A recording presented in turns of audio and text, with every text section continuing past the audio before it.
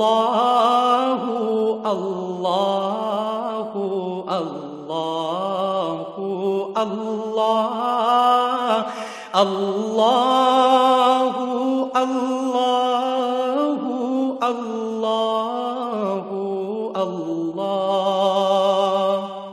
الحمد للہ رب العالمین والصلاة والسلام علی حبیبہ محمد وآلہ وصحبہ اجمعین اعوذ باللہ من الشیطان الرجیم بسم اللہ الرحمن الرحیم فقال النبی صلی اللہ علیہ وسلم بلغوا عنی ولو کان آیا او کما قال رسول اللہ صلی اللہ علیہ وسلم اللہم سبحانک لا علم لنا الا ما علمتنا انک انت العلیم الحکیم مولاي صل وسلم دائما ابدا على حبیبک خیر الخلق کلہم.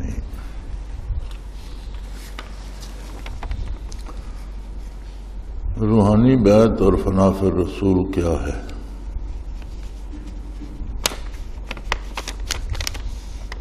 جس سالک کو یہ نعمت نصیب ہو اس کی ذمہ داری کیا ہے؟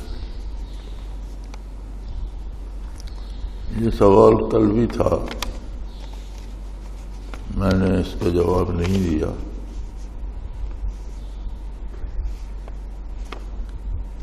اس لیے کہ یہ چیزیں بیان ہوتی رہتی ہیں اور مرشد میں چھپتی رہتی ہیں، اور دیکھیں ہر وقت کی ایک ضرورت ہوتی ہے. رب العالمین کا نظام ایسا ہے کہ وہ ہر وقت کی ہر ضرورت ہر جگہ پوری فرماتا ہے. یہ نعمت 14 صدیوں سے چل تو رہی تھی. فنا فی الرسول کا اصل مقام صحابہ کرام رضوان اللہ علیہم اجمعین کو حاصل تھا. اس کے معنی پہ ہی غور کیا جائے تو سمجھ آ جاتی ہے کہ فنا فی الرسول سے مراد کیا ہے. یوں تو ایمان کا تقاضا ہے کہ جب کسی نے لا الہ الا اللہ محمد رسول اللہ کا اقرار کر لیا تو اس کے پاس اپنی پسند و ناپسند کا کوئی اختیار باقی نہیں رہتا. پھر اس کے لیے وہی چیزیں پسندیدہ ہوتی ہیں جو رسول اللہ صلی اللہ علیہ وآلہ وسلم کو پسند ہوں، اور جو چیزیں حضور کو پسند نہ ہوں وہ اس کو پسند نہیں ہوتی.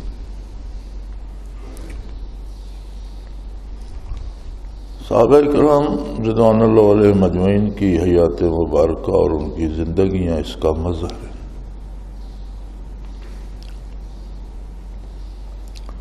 چھوٹی چھوٹی چیزوں چھوٹی چھوٹی باتوں سے اس کا اظہار ہوتا ہے.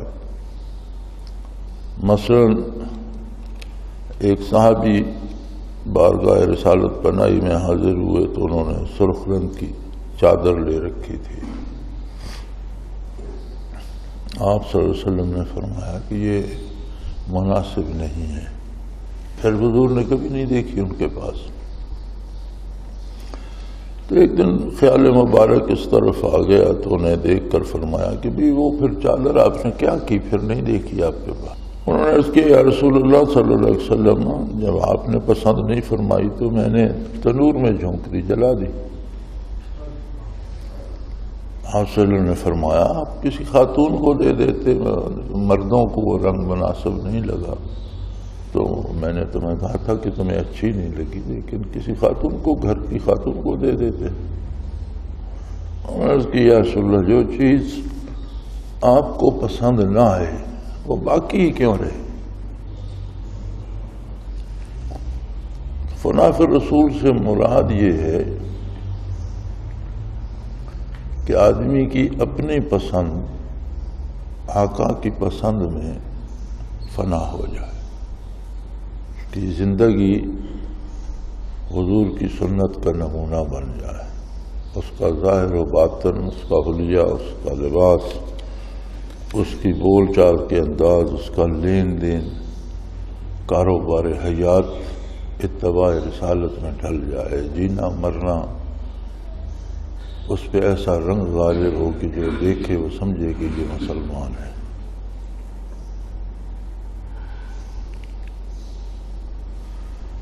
حضرت رحمۃ اللہ علیہ کبھی کبھی فرمایا کرتے تھے کہ آج اگر صحابہ کے عہد کا کوئی شخص دنیا میں آ جائے، کوئی صحابی دنیا میں تشریف لے آئے، زندہ ہو جائے، تو ہمیں دیکھ کر پریشان ہو جائے گا کہ یہ مسلمان ہے،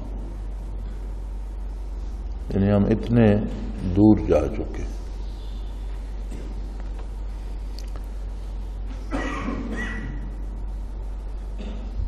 یہ چیز 14 صدیوں تک اس طرح عام نہیں ہوئی، ختم تو نہیں ہوئی، ہمیشہ چلتی رہی، تسلسل ہے۔ تمام سلاسل تصوف میں ایک تسلسل ہے نبی کریم صلی اللہ علیہ وسلم کی ذات تک، اور جس طرح احادیث مبارکہ کی سند کا تسلسل ہوتا ہے، اسی طرح برکات نبوت کا بھی تسلسل ہے ہر سلسلے کا۔ ان کے پاس شجرہ مبارک ہے، کس نے کس سے فیض حاصل کیا، کس نے کس سے، بالآخر وہ ذات نبی کریم صلی اللہ علیہ وسلم تک پہنچتا ہے۔ 14 صدیوں میں یہ طریقہ رہا کہ بڑے بڑے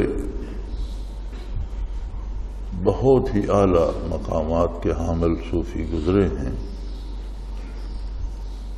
لیکن اس نعمت کو اس طرح عام نہیں کیا گیا۔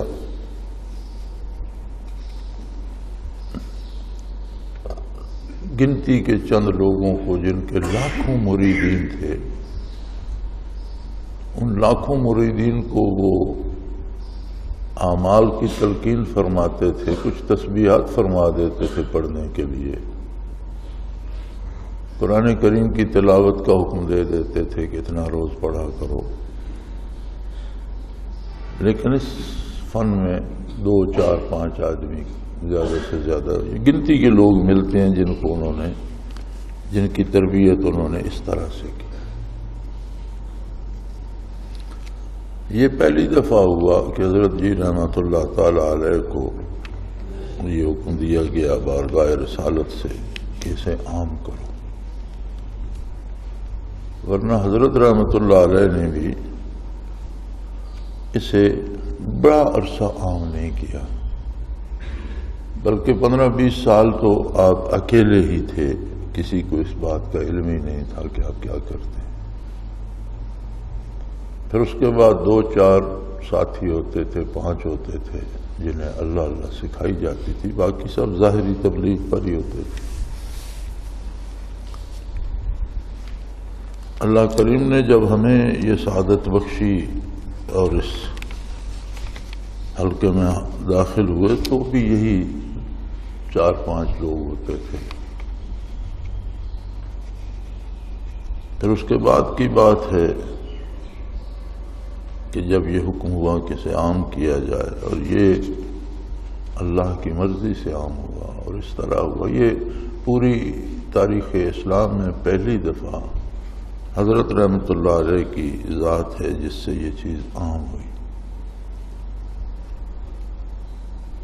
کیوں عام ہوئی؟ اس کا سادہ سا جواب یہ ہے کہ لوگوں کے حالات اتنے بگڑ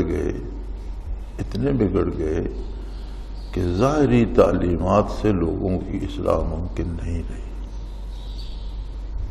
لوگ بات سنتے ہیں، تقریریں سنتے ہیں، علماء بیان کرتے ہیں، لیکن وہ اس پر توجہ نہیں دیتے۔ لوگوں کے مزاج ایسے ہو گئے ہیں، آپ کسی دینی جلسے کے بعد، کسی بڑے عالم کی تقریر کے بعد جن لوگوں نے جلسہ سنا ان سے پوچھیں تو وہ کہیں گے بہت اچھی تقریر کی، شعر بڑے خوبصورت پڑھے، انداز بڑا پیارا تھا، پتہ ہی نہیں چلا 2 گھنٹے گزر گئے۔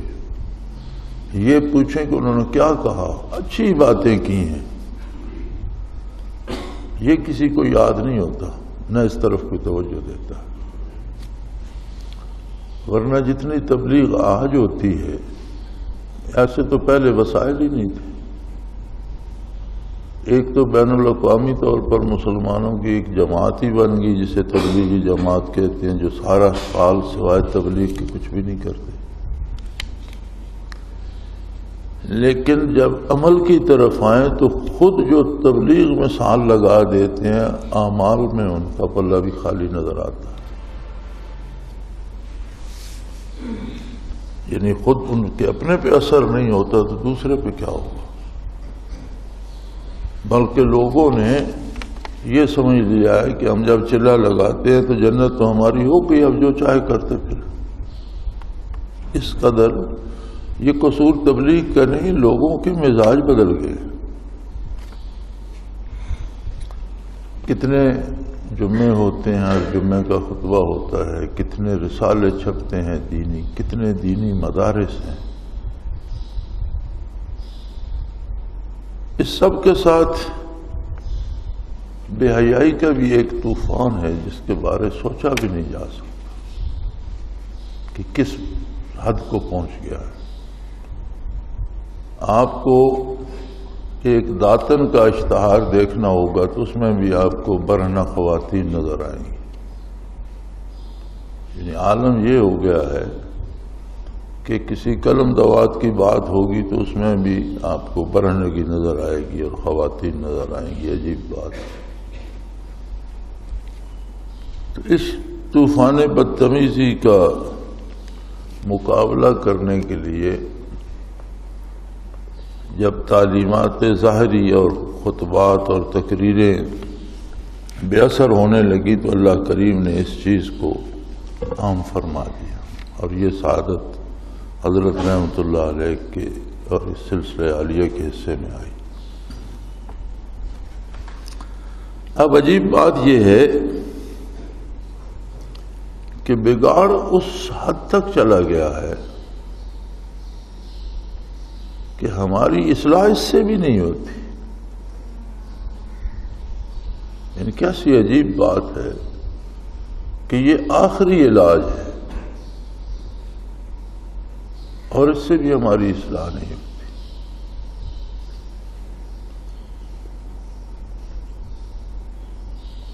روحانی بیعت اتنی بڑی سعادت ہے کہ آدمی اس کے بارے سوچ نہیں سکتا، اور جو اس شعبے میں نہیں آتے وہ بالکل بھاگ جاتے ہیں، انکار کر دیتے ہیں کہ ایسا ہو نہیں سکتا. 14 صدیوں کا فاصلہ طے کر کے کسی کی روح کو حضور اکرم صلی اللہ علیہ وسلم کی خدمت میں پیش کیا جائے اور حضور کے دست اقدس پر اس کی روح کو بیعت نصیب ہو، یہ اتنی بڑی دولت ہے کہ اس کی عظمت کا کوئی پیمانہ نہیں ہے کہ اسے ناپا جا سکے.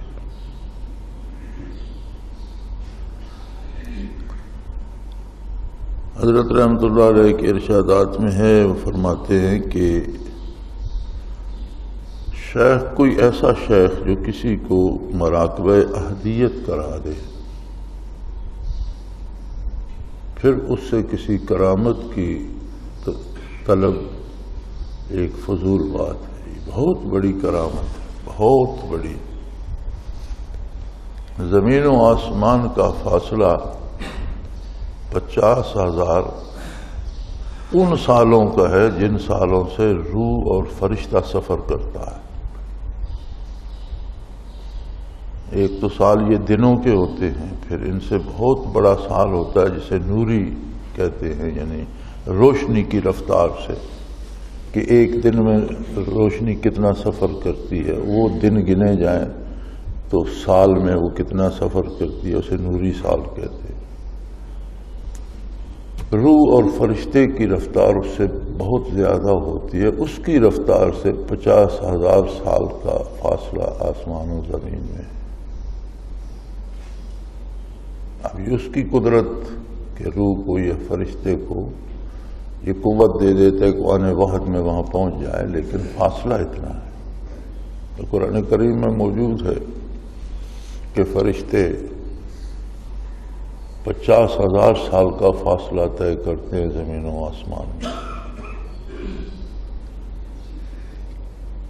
پہلا آسمان، دوسرا، تیسرا، چوتھا، پانچواں، چھٹا، ساتواں بھی ختم ہو جائے تو اس سے اوپر جا کر احدیت آتی ہے. تو بیک نگاہ کسی کو روح کو احدیت پہ کھڑا کر دینا بہت بڑی بات ہے. پھر سے آگے مراقبات کرتا ہوا وہ سیر کعبہ سے ہوتا ہوا بارگاہ رسالت میں جا پہنچے تو اس کی عظمت کے بارے سوچیں ساتھ چھوڑ جاتی ہیں. کوئی پیمانہ ناپنے کا نہیں رہتا.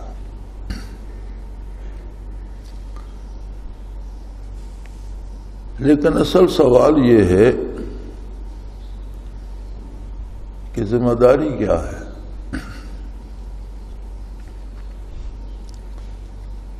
بڑی سادہ سی بات ہے کہ یہ نعمت کیوں عام کی گئی؟ اصلاح عالم کی ضرورت تھی. پہلی امت میں جب بگاڑ پیدا ہوتا تھا پہلی امتوں میں اور تعلیمات نبوت فراموش کی جاتی تھی تو نیا رسول نیا نبی آ جاتا تھا. پہلی کتاب کی تعلیمات فراموش ہو جاتی، کتابوں میں تحریف ہو جاتی، نئی کتاب آ جاتی. یہ رسول بھی آخری تھا صلی اللہ علیہ وآلہ وسلم اور کتاب بھی آخری. کتاب کی حفاظت کا ذمہ تو رب کریم نے اپنے ذمہ لیا، لہذا اس میں تحریف ممکن نہیں. جو کرتے ہیں وہ معنی میں کرتے ہیں. کتاب کے مندرجات میں قرآن کے الفاظ تبدیل نہیں کیے جا سکتے. بڑا زور لگایا اسلام دشمن قوتوں نے اور آج تک لگا رہی ہیں، آئندہ بھی لگاتی رہیں گی، لیکن کچھ نہیں بگاڑ سکی، نہ بگاڑ سکیں گی.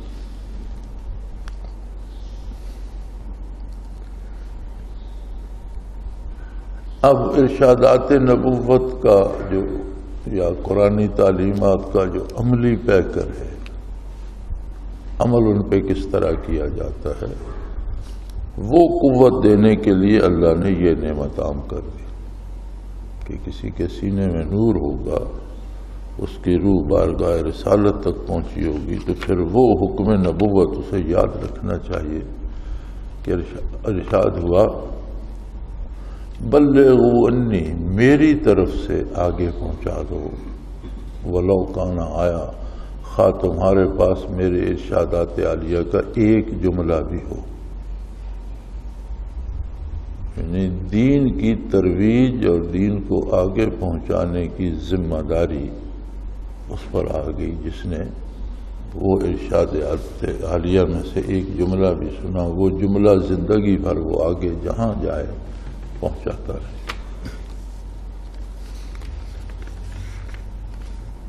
نفس اور شیطان کی چالیں بھی عجیب ہیں کہ دیکھا یہ گیا ہے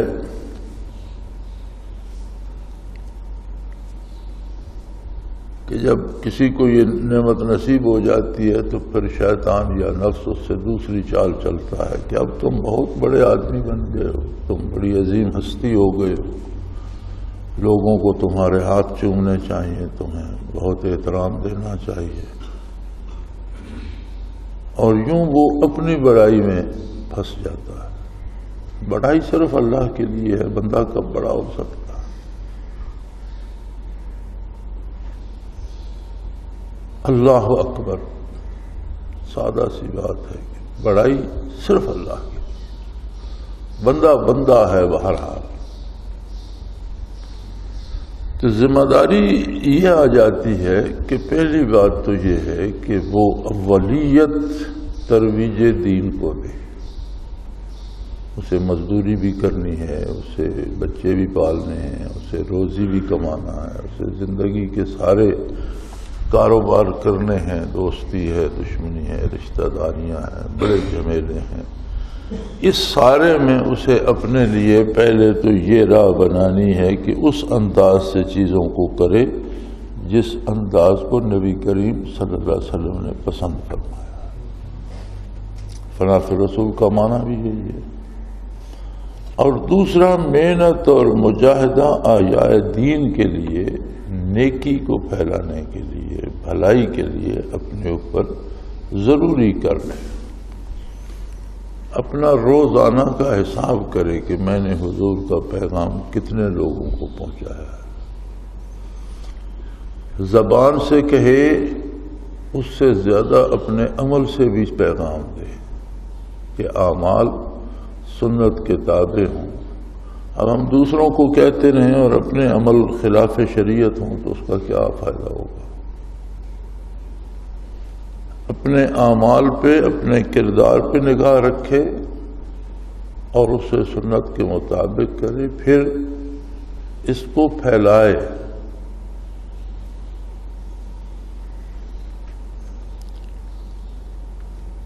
مولانا شاہ محمد اشرف علی تھانوی رحمۃ اللہ تعالی علیہ کے حوالے سے یہ چیز عام ہے اور ان کی کتابوں میں ملتی بھی ہے، انہوں نے لکھا بھی ہے کہ نبوت کا اظہار واجب ہے اور ولایت کا استتار واجب ہے، یعنی نبوی کے لیے نبوت کا اعلان ضروری ہے اور ولی کے لیے ولایت کو چھپانا ضروری ہے۔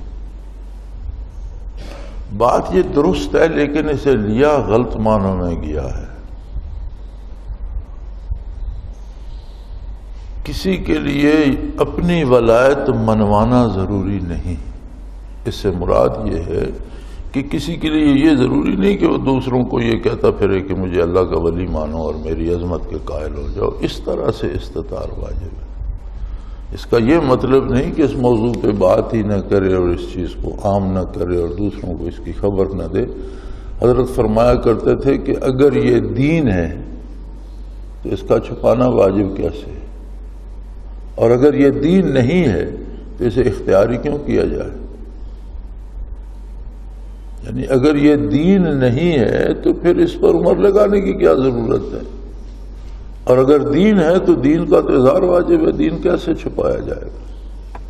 تو دونوں باتوں میں مطابقت اس طرح سے آتی ہے کہ حضرت تھانوی رحمۃ اللہ علیہ نے جو فرمایا اس کا مفہوم یہ ہے کہ اپنی بزرگی نہ منواتا رہے۔ نبی اپنی نبوت منواتا ہے، ولی کے لیے ضروری نہیں کہ دوسروں سے اپنی ولایت منواتا رہے، لیکن اس چیز کی تبلیغ اور اس کی عظمت اور اس کا اظہار، چونکہ یہ دین ہے، دین کی اساس ہے، دین کی قوت ہے، قوت عمل عطا کرتی ہے، توفیق عمل عطا کرتی ہے، بندے کی اصلاح کرتی ہے، لہذا اسی قوت سے اس کا اظہار بھی کیا جائے۔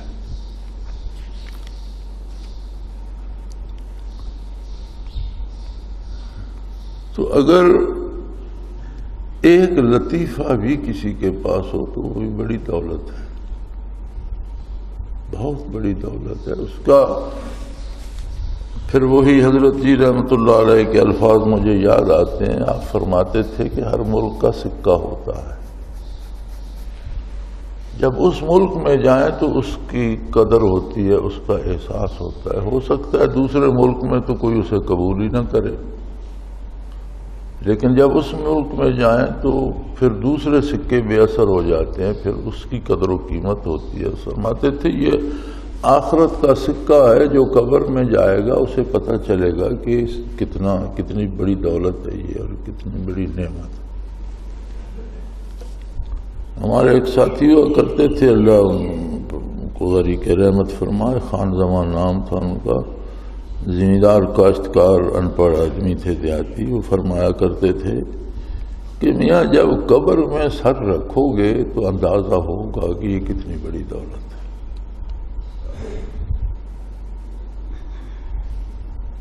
تو ایک لطیفہ قلب بھی بہت بڑی دولت ہے، اور 7 لطائف نصیب ہو جائیں تو 2.5 کھرب باڈی سیل ذاکر ہو جاتے ہیں۔ اور پھر کسی کو مراقبات اور مراقبات میں فنا فی رسول نصیب ہو جائے تو یہ اتنی بڑی دولت ہے، اتنی بڑی دولت ہے کہ اس عالم میں اس کا اندازہ نہیں ہوتا۔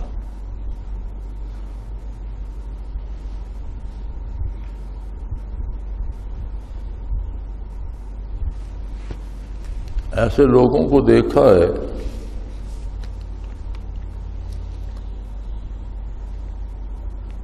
میرے ذاتی مشاہدات میں الحمدللہ کہ موت کا وقت آیا تو ان کی روح بارگاہ رسالت میں تھی، ملک الموت نے صرف بدن اور روح کا جو دنیاوی رشتہ تھا وہ منقطع کر دیا، روح پہلے سے بارگاہ رسالت میں تھی۔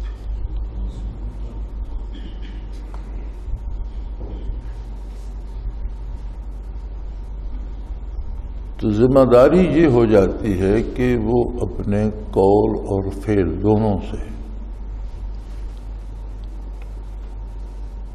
تعلیمات نبوت کو عام کرے، اس دولت کو عام کرے اور اللہ کے بندوں کو اللہ کی نافرمانی اور غضب الہی سے بچانے کا کام کرے۔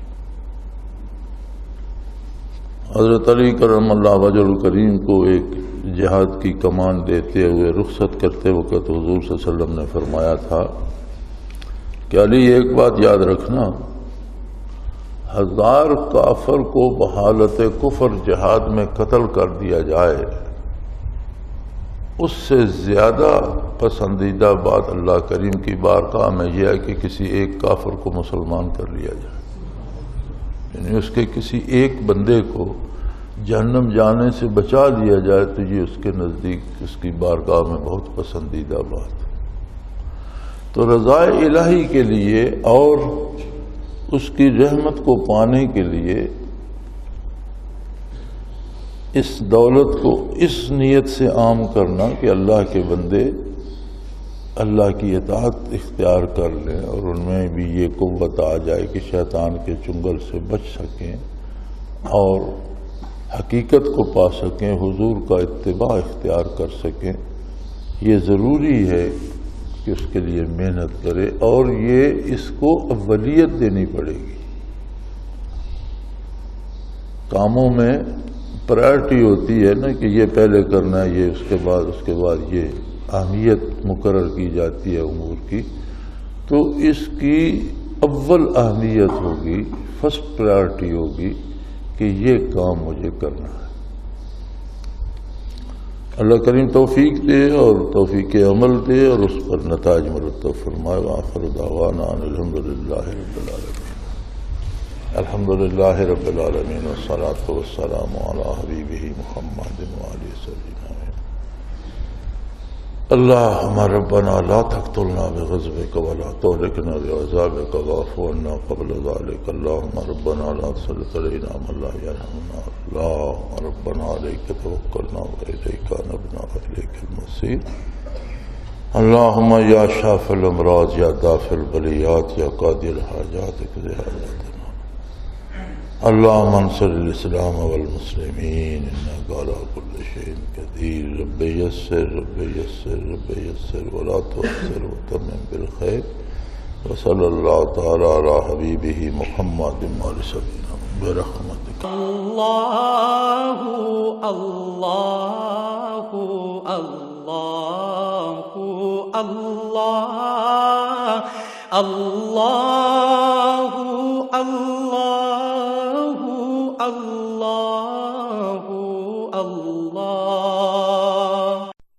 حضرت امیر محمد اکرم آبان مد ظلہ العالی دارالعرفان منارہ ضلع چکوال میں سالہ سال سے قرآن و حدیث کے اوپر خطابات کر رہے ہیں اور سلسلہ نقشبندیہ اویسیہ کے مطابق لوگوں کو ذکر الہی کی تربیت دے رہے ہیں۔ وہ قرآن پاک کی تفسیر ترتیب وار بیان کر رہے ہیں۔ تفسیر قرآن کو وہ موجودہ ملکی اور بین الاقوامی حالات کے مطابق بیان کرتے ہیں۔ موٹر وے سے کلر کہار کے انٹرچینج سے نکلتے ہوئے کلر کہار کی جھیل سے ہوتے ہوئے میانی، بوچھال اور نور پور سے گزرتے ہوئے دارالعرفان منارہ پہنچ سکتے ہیں۔ حضرت امیر محمد اکرم آوان نے بچیوں اور بچوں کی دینی اور دنیاوی تعلیم کے لیے سقارہ اکیڈمی کے نام سے ایک درسگاہ بھی قائم کی ہے، جس کا افتتاح ملک پاکستان کے صدر جنرل محمد ضیاء الحق نے اپنے دست مبارک سے کیا تھا۔